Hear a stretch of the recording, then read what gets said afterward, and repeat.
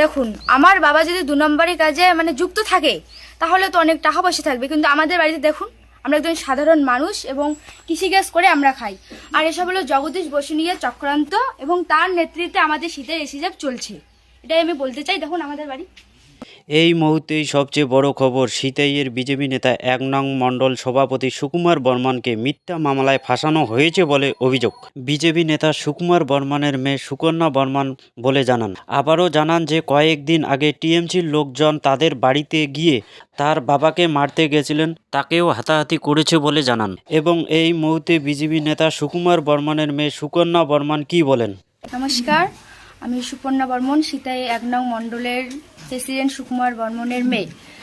তো পরশু বৃহস্পতিবার আমি যখন টিউশন থেকে বাড়ি ফিরছিলাম তখন আমাদের সীতার আইসি সাহেব ওনার পুলিশ বাহিনীকে নিয়ে ঘুরছিল এই আশেপাশে আমাদের বাড়ির।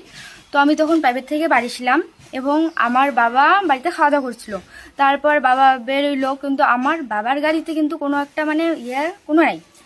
তারপর বাবাকে ওরা ফাঁকা রাস্তায় ধরছিল, কিন্তু বাবা তো 2টা পর্যন্ত বাড়ি ছিল, বাড়িতে ওরা কেউ আসেনি।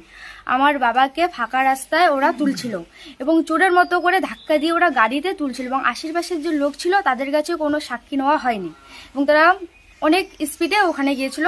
আশেপাশের লোক জড় হওয়ার আগে ওরা চলে গেছিলো এবং তারপর আমরা খবর পাই যে আমার বাবাকে তোলা হলো এবং আমার মাকে খবর দেওয়া হলো।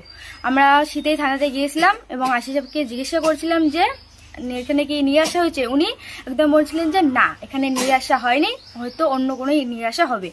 তো তারপর যখন 11টা বাজে রাত্রিবেলা, আমরা মিসিং ডায়েরি ওখানে করে এসেছিলাম, রাত্রি যখন 11টা বাজে তখন খবর পাওয়া গেল যে আমার বাবা নাকি সাহেবগঞ্জ থানাতে আসে। আচ্ছা, যদি এখানে শীতের থানার কোনো লোক না জানে তাহলে ওখানকার থানা এখানে কিভাবে আসবে আপনি বলুন তো। তারপর ওখানে মিসিং ডায়েরি দেওয়ার পর আমার বাবাকে নাকি সাহেবগঞ্জ থানার একটি মসজিদের কাছে নিয়ে যাওয়া হয়েছিল। মসজিদের কাছে নিয়ে যাওয়া হচ্ছে আমার বাবাকে খুন করার জন্য। জগদীশ বসুনিয়ার এটা পুরোটাই চক্রান্ত এবং জগদীশ বসুনিয়ার নেতৃত্বে চলছে আমাদের সীতাই আইসি সাহেব। আমার বাবা এসবের সঙ্গে যুক্ত না। আমার বাবার একটাই দোষ যে আমার বাবা বিজেপি করে এবং ভারতীয় জনতা পার্টি করে, আর আমরা বাড়িতে সাধারণত কৃষিকাজই করি।